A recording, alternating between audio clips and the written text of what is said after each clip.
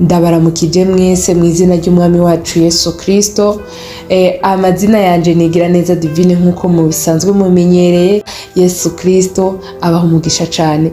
Hanyuma rero nongeye gushima Imana yo mu ijuru yongeye kunyemerera ko ndayivuga, nkayivuga uko nayibonye, nkavuga Imana jewe nabonesheje amaso yanje igihe yantabara Satani yihaye kunyica. Ngire ndababwira Imana yahagaze ku bana banje, abadayimoni baguma bashaka kubica bakaza bakabanigagura. Imana yo mu ijuru iramagararaho ndikure y'abavyeyi banje, ndikure y'umutware wanje, ndi jenyene ahantu novuga ngo nari jenyene.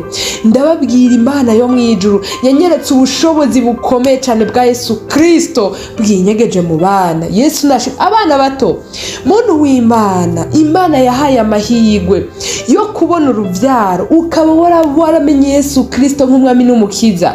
Abo bana bawe ubatoza inzira Yesu Kristo. Kuva umwana agitangura guhoha, mwigishe guhoha Yesu, mwigishe gusenga Imana, mwigishe gusoma ijambo ry'Imana, mwigishe gutegeka imyuka miba yirukane. Abana bafise imbaraga zikomeye cyane mutari muzi. Yesu nahabwa icubahiro. Abo bana banje rero uyu munsi ni Imana yo mu ijuru yanyemereye kubabwira ibitangaza Imana yabakoresheje mu buzima bwanje, kandi turi kumwe hano, nico gituma bifuje kubaramutsa. Reka ndababahe babaramutse gatoya. Yesu nasi ndabaramukisha mwese mu izina rya Yesu Kristo, amen. Amahoro bakundwa ba Yesu Kristo, Imana ibahe umugisha. Ndabaramukije mu izina rya Yesu Kristo, Imana ibahe umugisha. Twagira ngo tubaririmbire akaririmbo gatoya. Yesu arusha abandi bose kudukunda, arusha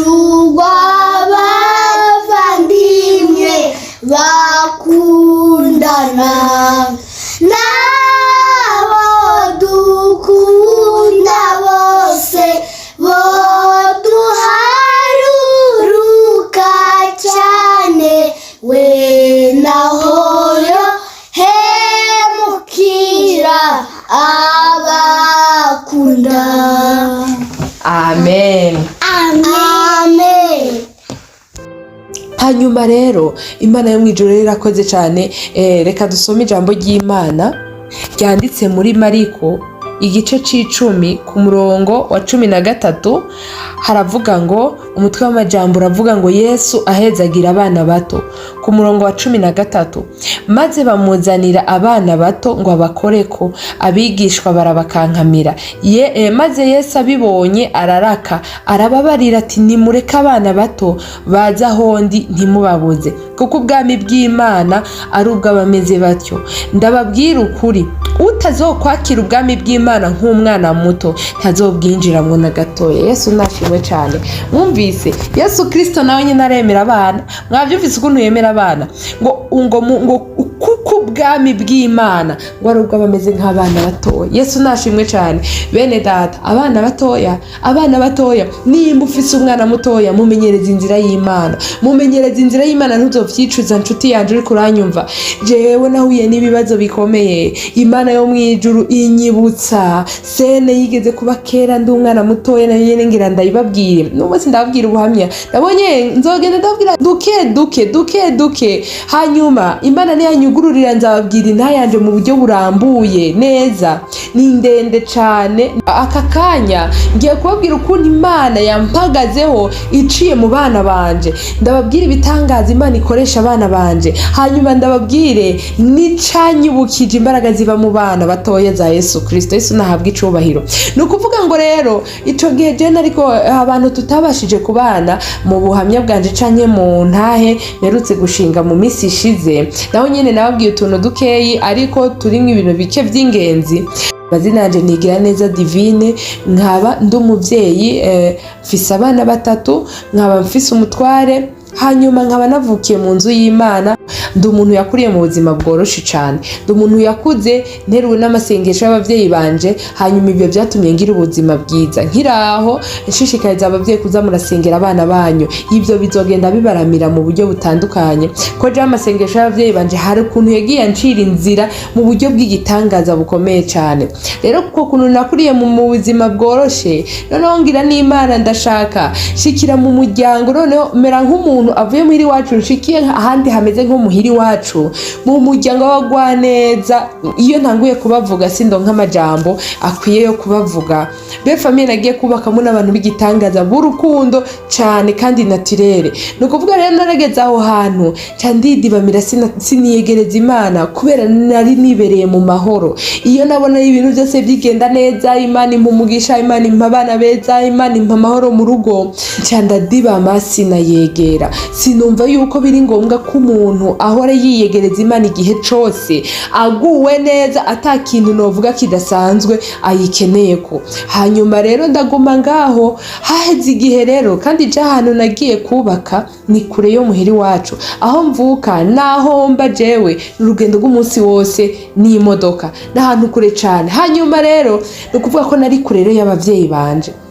Hanyuma tumaze kugira abana batatu, umutware wanje agira projet, aravuga ati aho umuntu rero aba yararondeye scholarship akabona ntibiriko biracamwo, reka nisomeshe nshobore kongera akadiplome kanje. Hanyuma turabyumvikana, arambwira ati iyumvire neza, ngiye kugenda kwiga, ariko kuko umugabo wanje nawe yabona ko nshobora kuba ndi umutesi, yarabibona kuko urumva umuntu aba yakuriye mu buzima bworoshe, nta muntu n'ubundi akaba yari mu bundi buzima bworoshe. Urabyumva nawe niyo projet ko itari yoroshe.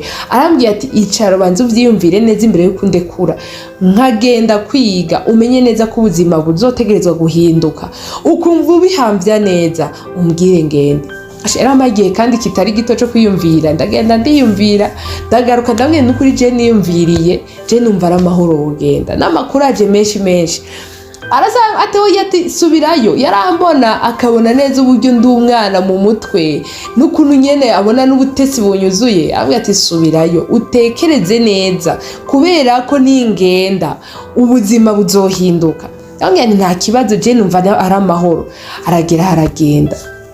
Hanyuma ramaze kugenda niho natanguye kugira ibyago bikomeye cyane, ntangura kuza ndakoresha abakozi, ariko kubera jewe ntasenga nkiri ngaha nagira ndababwira ukuri mw'abantu b'Imana muri ko muranyumviriza, umuntu wese adasenga ngo arondere mu maso y'Imana yiyegereza Imana, wa muntu umenye ko ataruzitiro ruri kuri wewe. Nagira ndakumenyeshe yuko nta burinzi ufise, imyambi yose umwe Satani azogutera izokugema, kandi ntazokurasa umwe ngo abone urakugemye ngo aca kugirira imbabazi, aca kurasa umwe 2 3 4 ikaza ari urutavana ko kandi yose ikugema.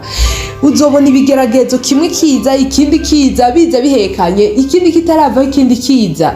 Simpakanye yuko hari ibigeragezo Imana ireka ngo bitubeko ifise umugambi wayo, ariko akenshi uzora bibigeragezo biza byihuta, bimwe bivaho ibindi bivaho. Uzobanza ucunge neza, urabe neza yuko wowe ufitanye ubumwe bukomeye hagati yawe n'Imana. Nusanga ata bumwe bukomeye buri hagati yawe n'Imana, menya ko umwe Satani ari karakurasa kandi urumva urugo rwawe rurarangaye, umwami wose hazowucisha uzokugema. Yesu nadufashe cyane. Nukuvuga ngo rero jewe Satani andasa aciye mu mpande zitandukanye, kandi kubera je ntasenga sinanifise amaso y'umwuka, nico gituma ndababwira kugera isaha kubera ibitero byanteye ico gihe imyaka 2 ariko mibi cyane, yambereye mibi mu buzima bwanje bwose. Imyaka 2 yambereye y'umuriro ukomeye.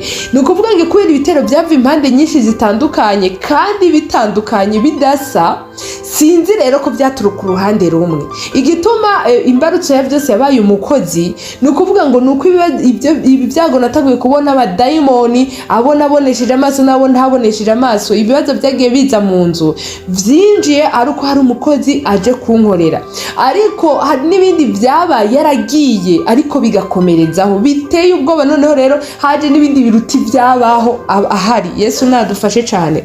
Ibyo byose nzoronka umwanya urambuye wo kubibabwira. ikintu Imana yanyemereye kuvuga uyu munsi ni ukuntu abana batoyi bafise imbaraga zidasanzwe zo muri Yesu Kristo, abantu tutazi. Yesu nashimwe. Hari abantu babashije kumenya abantu n'abahigwe, kandi numara kubidetekta, fatiranya uwo mwana wawe umuzigamira izo ngabire afise zizomutunga. Yesu nahabwa icubahiro. Nukuvuga ngo rero jewe naragwanye n'ibintu byinshi noneho Satani arashaka no kunyica mu buryo budasanzwe bw'amayobera. Urahaturikije gaze, urahangongesheje imodoka rimwe kabiri gatatu, ahako kunyica nageze no muri scanner. Imana ihabwa icubahiro cyane kubona nkivuga nkihumeka. Imana yo mwijuru sinzoreka kuyivuga. Yesu nahabwa icubahiro. Maze kubona ibitero bimbanye ibitero, narahamagaye. Umva ico gihe rero jewe papa wanje n'umukozi w'Imana agakomye kose reko yajene namenyereye kudasenga, nahamagara mu rugo.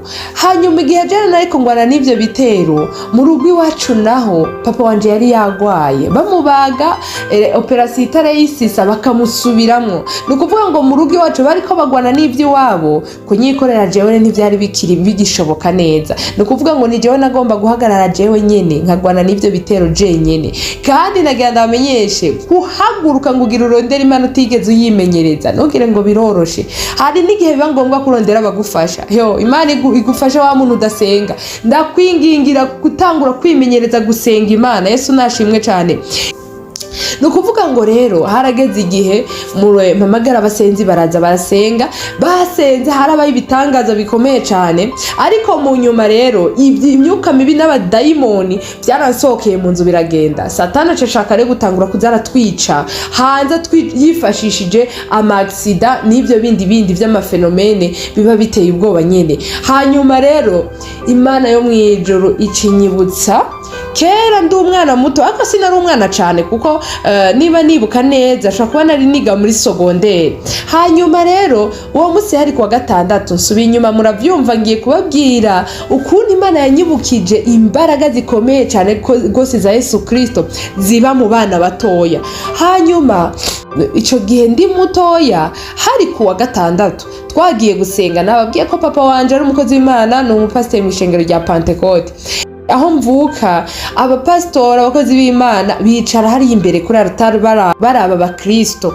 Hanyuma rero ico gihe jewe twari mu rusengero nyene, amateraniro ageze hagati, mbona umuprotokole aragiye abwira ibintu umuvyeyi wanje papa mu gutwi. Mbona papa arahagurutse arasohotse, araza hanyuma asohotse hashize umwanya mbona na mama baraja mubwiye ibintu mu gutwi.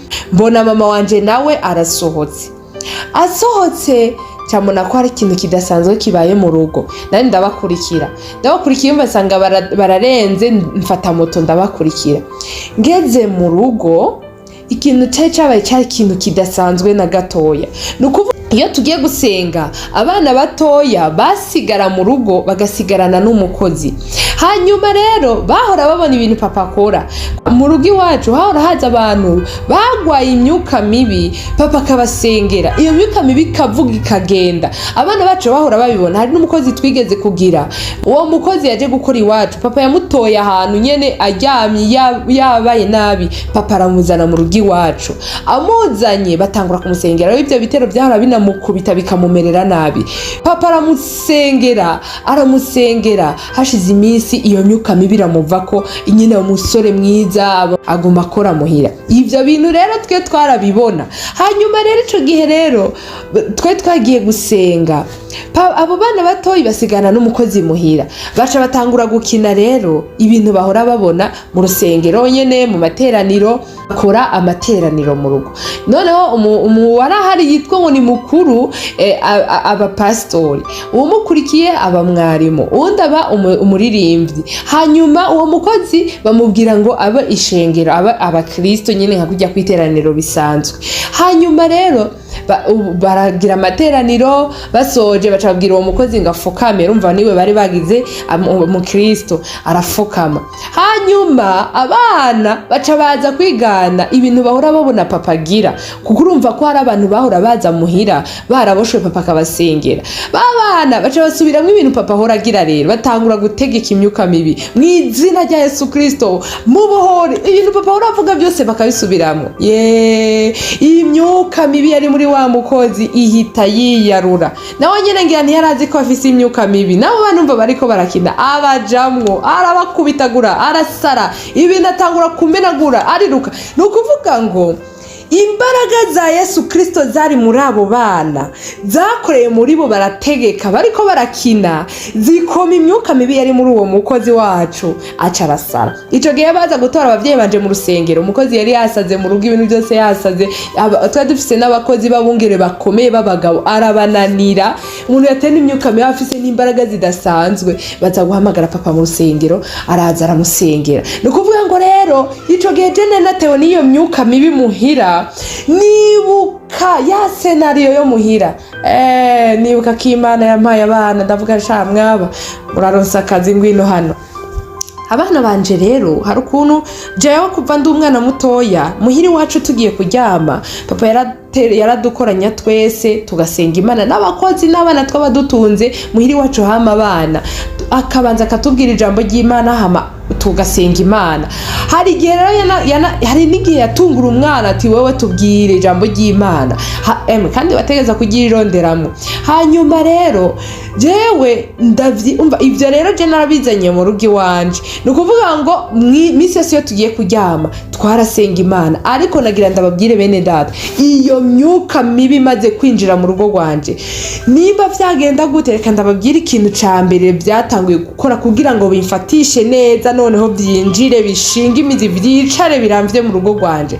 byatanguye kunyibagiza gusenga Imana mu ijoro ikintu cyo gusenga mu ijoro catanguye kuza kiravaho reka ndabwiye n'ukuntu cavuyeho nukuvuga ngo hari ibintu byinshi cyane evenema zagiye zipasa uwo mukozi agishika iwanje nivyo nzogenda ndababwira ntanguye kubabwira ntivyohera ariko nagenda ndabwira ikintu kimwe mu gitondo mvyutse misi yose nama mvyuka umengo navunaguritse umubiri wose ntikoma nkavyuka numva umenga n'umuntu yampondaguye amagufa yose yayavunaguye nkavyura umutwe nkumva umutwe uraremereye ngaca nirirwa meze nk'umuntu agwaye nkumva atanu urutege na rumwe mfise nimba ngiye gukora ikintu nkumva inguvu ngiye gudepansa kuri ico kintu ziruta kure izo nakagombye kuba nokoresheje ndiko ndakora ico kintu hari rimwe na rimwe n'igihe nirirwa ndazunguruka kandi n'ukuri sinicare ariko hageze ku mugoroba wumva zuti ikintu wakoze niki nkakirondera nkakibura ndagenda ndabura abantu bose barambura ababanyi barambura abagenzi banje barambura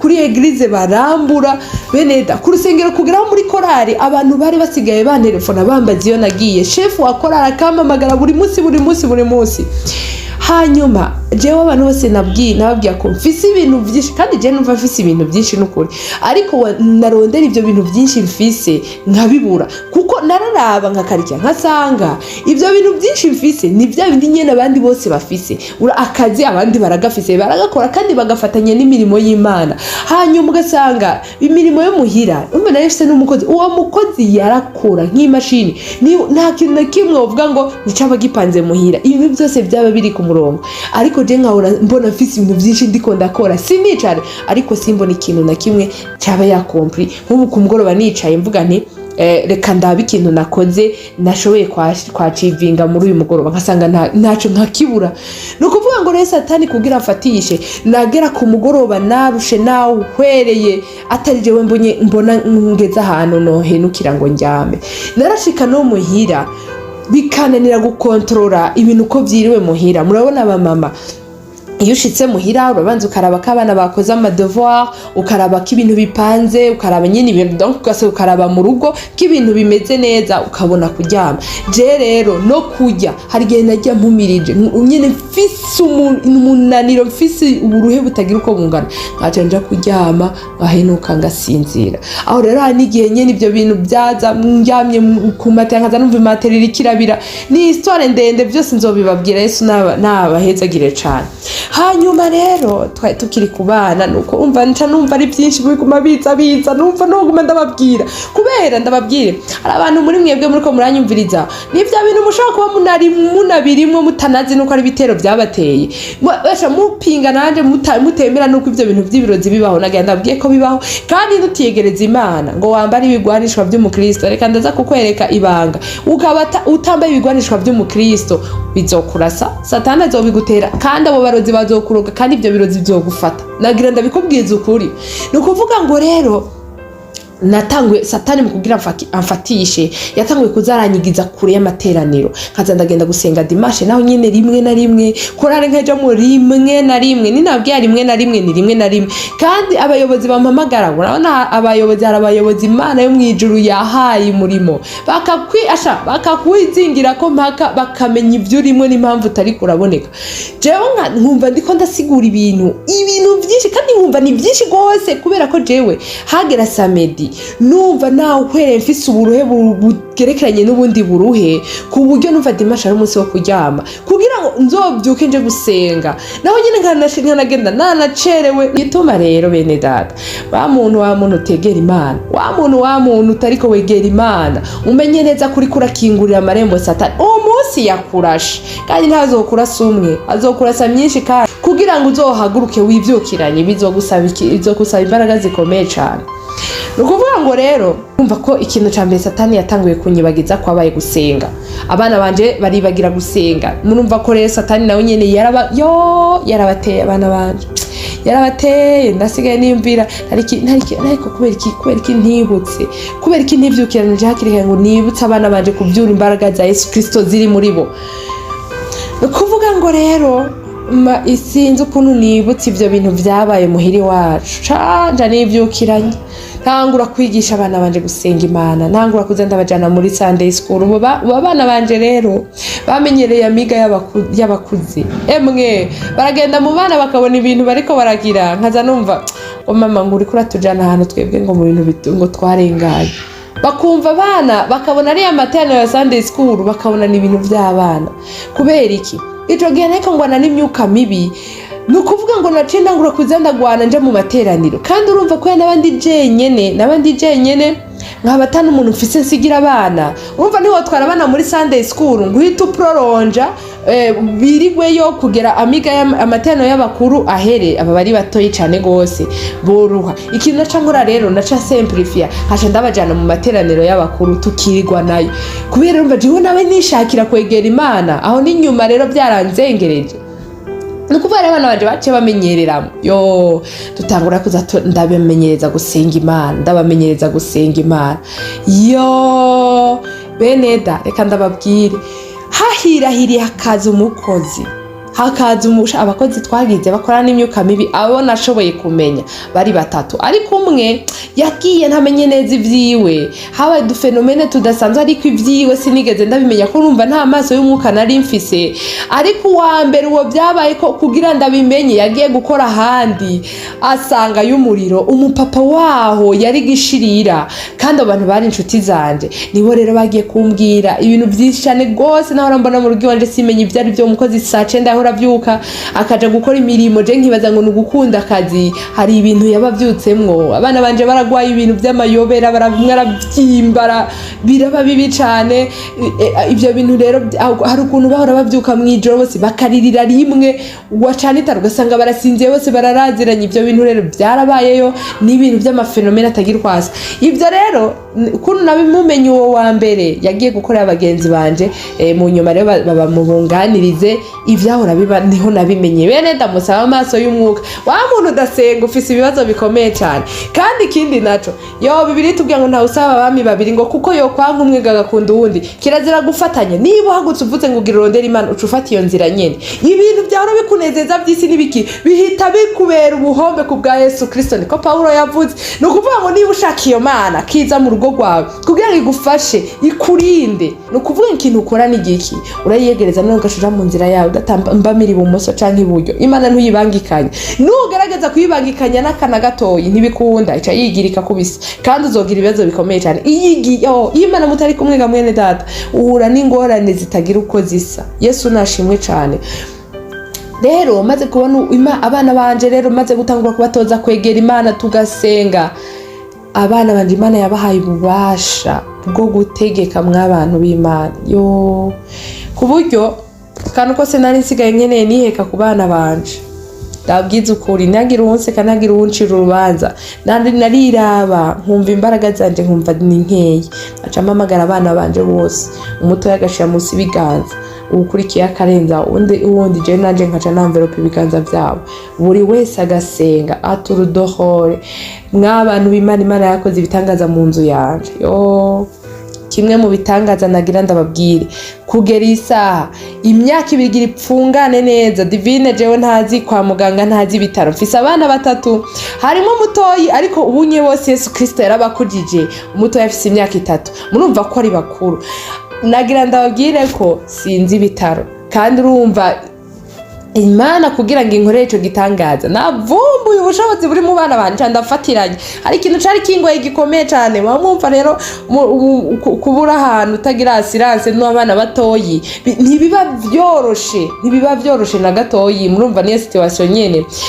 Ikintu cyambere naciye mbwira abana banje ntimuze hano, ikintu tugira twikorere, turafatana amaboko kwa kundi duhita dusenga Imana, turategeka tuvuga tuti mu izina rya Yesu Kristo nta ngwara dukeneye mu nzu yacu. Kuva uwo munsi nta ngwara iragaruka mu nzu yacu ngo tuvuge ngo urumva ngo twahungabanye ngo abana baragwaye bararemvye bya bintu vy'imiriro. Abana banje barinze bakura, uwo muto yarinda aja muri gardienne. Yesu nahabwa icubahiro. Ingwara zaciye zigenda zirasohoka. Yesu nashimwe, Yesu nahabwa icubahiro. Mw'abantu b'Imana abo bana banyu bafise ubushobozi butagira uko bungana bwo muri Yesu Kristo, mubigishe gusa kwegera Imana, mukabigisha kwirinda icaha, mukababwira ibyaha mu mazina yavyo, mukabigisha gusoma Bibiliya. Je abana banje televiziyo ntibazi, abana banje telefone ntibazi, abana banje niba basoje gukina umwe usanga afise agatabo wundi afise Bibiliya, ibintu vy'Imana. Umwana aderafye wundi aramukosora ati nyamara rero uravuye mu nzira ya Yesu. Abana banje batangiye gukura bariko baragenda bamenye Imana. Yesu nahabwa icubahiro kandi uko begera Imana niko Imana ibegera. Nanje nka profitiramo. Yesu nahabwa icubahiro nkajyama ngasinzira, turasenga Imana n'abana banje tugahamagara Imana ugaca twisinzirira. Kuva ico gihe twebwe ntugire ngo ni ikintu cece cose gifa kutwubahuka, haraza umuntu yatwihishijemwe. Yesu nahabwa icubahiro akaza rero. Niba bayibaza ngo izo gahunda ivyo bintu ntituzi ni habari kwa barashaka kukubona bakibaza ngo umutesi nka kera bitewe ngira ngo nk'ukuntu baba bakubonye agaca azanye twa tuntu twiwe. Yesu nashimwe. Yaza Imana ikaba yamaze kumukabuta neza, arabaza ibintu bibana ni gitangaza gikomeye. Nukuvuga ngo rero iyi Imana wayizanye mu rugo rwawe ukayizana mu buzima bw'iwawe, hari ibintu bidasaba kongera kuguturukira, hari ibintu bidashaka kongera kugutinyuka kuko uba wabaye umuriro. Yesu nahabwa icubahiro cyane. Ahantu natangwe gukabuta neza ko abana banje Imana yabahaye ingabire zidasanzwe. Nahora ngera nko ku mugoroba nkumva umutwe uranyishe, nkumva nyine umutwe uranyishe ari mwijoro ya masaha umuntu adashobora gusohoka ngo agende kugura imiti kuri farmasi. Ngaca mpamagara abana banje muze hano, ngaca ndababwira bose bakandambika ibiganza aho numva hariko harababara. Ngaca ndababwira umwe wese agasenga, umwe wese aturudohore, umwe wese agasenga ampamagarira amaraso ya Yesu Kristo ngo antwikire. Umukuru nkaza numva agiye mu bushobozi agatangura agakemeya, yewe we agakemeya mu izina rya Yesu Kristo adahagarara, no stop. Aca duhejeje ariko nkumva ko ubwo bushobozi butari bwabo ndimenyere, tugaca tuja kuryama. Umukuru nta nuko nakuze cyane, umukuru agiye kuzuza imyaka 8 aracafise imyaka 7 n'amezi, ariko ndagira ndabwiye kageze ku yindi nivo. Yesu nashimwe cyane kandi n'ubu nsaba Imana ngo Imana inderere inkurize ingumirize muri iyo nzira. Yesu nahabwa icubahiro. Mwabavyeyi mwe mwige kwigisha abana banyu inzira y'Imana, mubabwiza ukuri ikintu cose bizobarinda n'ibindi byinshi, kuko ku ishuri hari abana bigana baza bakabamubwira ibintu byinshi, bakamwereka ibintu byinshi, agaca ashika akamenya ngo mama ngurazi yuko ngo abana bazoja ngo kwa Satani ari benshi, akambwira ibintu nkazavuga ntariko umwana wanje Imana yo mwijuru ikomeza inderere. Aca ndamubwira ko nazogenda arabwiriza abo bandi bana, agaca ambwira ngo mama ngo nababwiye ngo nuko batavyemera. Nibabwire bijyo babwira kubera uri inshuti yabo, baragenda bakazoguma bazovyibuka. Uzura babwira ubonye umwana agiye gukora ibi nibi hariyo ngo n'abana bigana baza kububwira iby'abakozi babakorera, akababwira akababwiriza, akababwira ubutumwa, akababwira ibinabiri. Yesu nashimwe cyane. Nico gituma rero mw'abantu b'Imana mukwiye gutoza abana banyu inzira yo bakwiye gucamwo. Ijambo ry'Imana ryo mu Migani igice ca 22 ku murongo wa 6 havuga ngo toza umwana indera akwiye kwamana, azorinda asaza atarayivamwo. Uwo mwana wawe mumenyeza inzira y'Imana hamwe no kugendera mu murongo mwiza, bikazomurinda kugera kure, bikazomugirira ikimazi gikomeye cyane.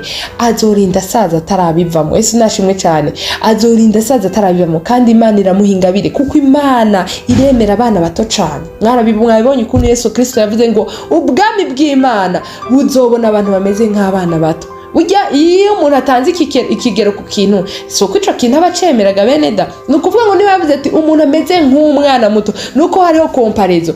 Umwana muto ni example. Nukuvuga ngo wewe rero mera nkawe, hanyuma numera nkawe uzobona ubugingo buhoraho. Yesu nahabwa icubahiro. Nukuvuga ngo rero wa muvyeyi we, menyereza umwana wawe inzira nziza Yesu Kristo. Umumenyereze kwigwanira intambara, kuko Satani atera aciye ahantu henshi hatandukanye. Aratera aciye mu mashuri, ntimuba mwirigwanye. Aratera aciye mu bakozi babarera, ntimuba muri kumwe. Aratera aciye mu rungano bakina, ntimuba muri kumwe. Wowe wibaza ngo abana bawe ngo urabamenye urashobora kubateramira, ntibikunda. Igisha abana bawe kwiteramira. Yesu nashimwe cyane. Igisha abana bawe inzira nziza, ubabwira ijambo ry'Imana. Abo bahura, abo baroze, hari abarozi bagendagenda mu mabarabara bahura n'abana bawe, ntimuba muri kumwe. Ibyo bazobasiga ntavyuzi. Igisha abana bawe kwiteramira mu masengesho no kwisukisha k'amaraso ya Yesu Kristo. Niba amenyera kuza bariteramira, wowe uzoja mu ntege nke, wa muriro uri muri buzobazigama. Yesu nashimwe cyane. Imana yo mwijuru habwa icubahiro. Nzoza ndababwira duke ibintu Imana yankoreye. Uyu Yesu Kristo uyu namenye uyu sinshobora kuzomwihererana. Nzobabwira ariko rero wa muntu uri kuragwana intambara z'abarozi n'ibitero byinshi, sinogenda ntakubwiye umurongo nawe, sinogenda ntakubwiye. Eraba rero ikintu ukiye gukora wewe. Abanyefeso igice ca 6 dore ku murongo wa 10 ni ibigwanishwa by'umukristo ngo ibisigaye muremesherezwe mu mwami wacu no mu bushobozi bwiwe bwinshi. Mwambara ibigwanishwa byose by'Imana kugira ngo mushobore guhagarara mudatsinzwe n'ubugunge bwa wa mugwanizi, kuko abo tunigana atari inyama n'amaraso, ariko tunigana n'abakuru n'abafise ububasha n'abaganzi y'isi y'umwiza n'impwemu mbi z'ahantu ho mwijuru. Kubw'ibyo mwabira ibigwanishwa byose by'Imana kugira ngo mushobore kudatsindwa ku munsi mubi, kandi nimwaheza byose mugahagarara mushikamye. Ngo 13 ngo kandi ngo kubw'ibyo ngo mwabira ibigwanishwa byose by'Imana kugira ngo mushobore kudatsindwa ku munsi mubi, kugira ngo udashobora gutsindwa bya byago biguteye, kugira ngo udashobora gutsindwa Satani ariko arakurasa imyami hirya no hino, hepfo no haruguru, kugira ngo akubuze amahoro, guteza ibibaza, guteza ibyaga, guteza ingwara, guteza intambara z'uburyo butandukanye, kugira ngo ushobore kudatsindwa kuri uwo munsi mubi. Utegeza kuba ufise ibigwanisho byose Imana itanga. Byanditse kuva ku murongo wa 14, kandi abibacishirize ko hariho ngo ukuri, ngo umushikame mukenyeje ukuri, ngo gukenyera ukenyere ukuri, ukenyeje ukuri, wambaye ukugororoka nk'icuma gikingira igikiriza, ukugororoka kugukingira mu gikiriza. Mwambaye inkweto z'ivy'ubutumwa bwiza, inkweto ubutumwa bwiza bw'amahoro, n'inkweto mu birenge. Kandi hamwe n'ivyo byose mwabira inkinzo yo kwizera n'inkinzo bukriye, niyo muzoshobora kuzimisha imyami ya wa mubi yose yakumuriro. Yesu nashimwe. Mwabira inkofero y'agakiza, umutwe mukingiriza agakiza, umutwe n'inkofero. Mubona inkota ya mwemu niyo jambo ry'Imana. Ijambo ry'Imana ni inkota, niyo nkota ya mwemu. Yesu Kristo nahabwa icubahiro. Ku murongo rero wa 18 haravuga musengere muri mwemu ibihe byose mu buryo bwose bwo gusenga no kwinginga, kandi ibyo mubibere maso mukobeje rwose musengera abera bose. Ngo musengere muri mwemu ibihe byose. Mwemu yera murabizi katabana n'ibyaha, kugira ngo ushobore kwambara bino bigwanisho uhagarare ku munsi mubi udatsinzwe n'ubugunge bwa wa mugwanizi Satani, kuko abo tunigana atari inyama n'amaraso, ariko ari abakuru n'abaganza n'abafise ububasha mw'abantu b'Imana. Umuntu atarategwa n'ivyo bitero ntakabibone mu izina rya Yesu Kristo. Ni ibintu bikomeye cyane, mutogira ngo ni ibintu umuntu yopfa kunesha ari wenyene. Yesu nashimwe. Kugira kugira ngo bishobore utegerezwa kwambara bino bigwanisho hanyuma ngo ugasengera muri mwemu ibihe byose, ngo mu buryo bwose bwo gusenga no kwinginga, gusenga no kwinginga bene data. Kandi muri mwemu no kuvuga ngo mwemu yera ntabana n'ibyaha, banza ukureho ibyaha, banza wihane ikintu cyose uzi ufise mu mutima wawe kiriko kiradodora, ikintu cyose uzi wakoze kibabaza Imana. Ni igihome Satani yaje gutambika hagati yawe n'Imana kugira ngo isengesho ryawe ntiriduge, abashe kugira ukuntu abashe kubona ukuntu akugema. Wa muntu w'Imana rero mu kubw'ibyo banza urandura ico kintu, amuco utanga usengere muri mwemu ibihe byose, wambare bino bigwanishwa byose. Aho nta murozi azokubahuka, ntibishoboka. Naho bazobigutera bizokata bisubira iwabo iyo byavuye. Yesu nahabwa icubahiro, kuko uba ufise inkinzi, ubukingiwe n'ikibengebenge caka umuriro. Ibyo bintu muntu uri kuragwana n'amadayimoni muri kano kanya, muntu uri kurwana n'ibitero biturutse hirya no hino, muntu nawe uri kuhura n'ibirozi utazi nuko ari ibirozi byaguteye, umenye neza ko ndababwire hari ibintu byinshi cyane, amasinye menshi cyane yagiye abo bakozi bankorera, nasanze ari amasinye satanike. Ikintu cyambere kizokubwira ko watewe, ikintu cyambere kizokubwira ko hari ikibazo mu nzu yawe, no muvurungano. Ahantu Satani yaritse nta mahoro haba, abana baguma bagwana buri kanya bakubitana. Ni musho guhuza, uguma wumva ufise umunabi, wumva umuntu wese wo murandura. Ahantu Satani ari haba akajagari, ibintu byose bihora bisanzaye. Ahantu Satani ari nta rutonde rwigera ruhaba, kandi muguma mubona mukora, ariko ukabona ibintu byose byuzuye akajagari. Wamuntu ukaba uri kubona ibyo bintu mu nzu yawe, hama ikindi ukaba uri kubona ibintu bidasanzwe mu nzu yawe, ukumva ibintu bitambuka mu ijoro bigendagenda tambe bugira, ukumva ibintu bitambuka muri plafo, ukumva ibintu ukumva ubuzamo, iyo usinzire ukumva umenga urarushe. Wa muntu w'Imana, senga Imana, banza uhamagara Imana ugwane n'ibyo bitero. Ibyo n'ibitero bya Satani biguma bigutera. Banza ucunge neza ko wegera Imana neza, kuko nasanze iyo umuntu ategera Imana ntaba akingiye. Yesu nashimwe cyane. Aya majambo y'Imana yampaye uyu munsi dusangira. Hanyuma rero zogenda ndababwira bike kuko ni byinshi cyane ibintu Imana yankoreye kugira ngo jewe irindi ngeze aho ngeze ubunye. Yarankoreye bikomeye cyane gose, ni naco gituma nzohora ndayivuga. Yesu Kristo umwami wacu aragahoraho, araganje. Yesu nahabwa icubahiro, kandi Yesu Kristo niwe akimpagaritse uyu munota ndiko ndavuga. Mba narapfuye kera n'abana banje nahacu ntibacibukwa, ariko uyu munsi turashima Imana. Yesu nahabwa icubahiro. Reka dusenga Imana nkuko tumenyereye. Umuntu wese asenge ku giti ciwe, umuntu wese reka gwana n'iyi myuka nakuranga inzira.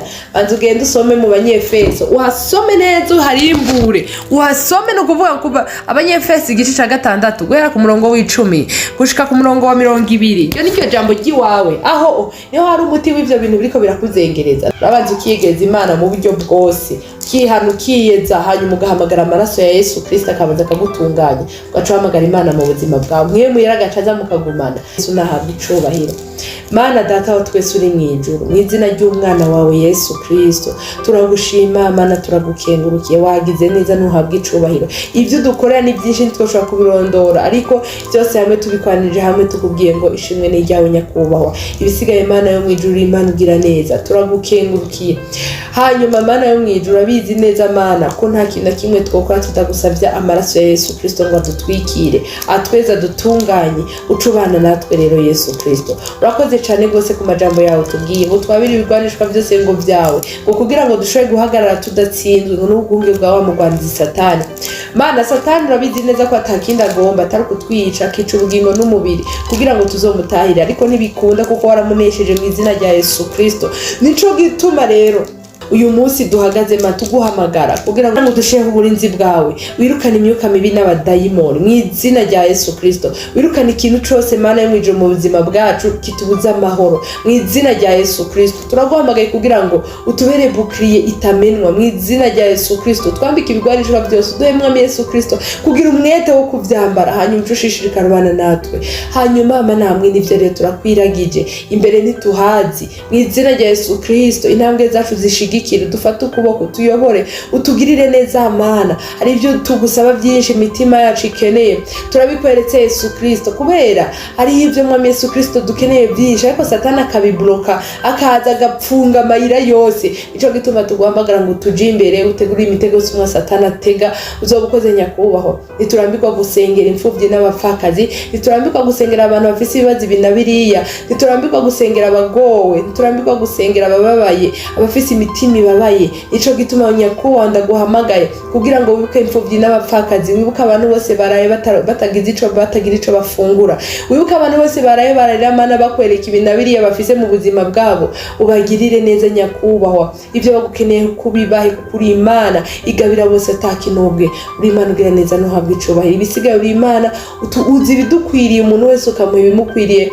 urugezo kwiwe bijanye no kushaka. Uzobukoze Data ngo kuko ivyumviro twiyumvira ko bose ivy'ibyago ariko ni ivy'amahoro. Data turavyizeye, rero turagushimiye Mwami Yesu Kristo, utugirire neza nkuko ushaka, byose biraba ushaka.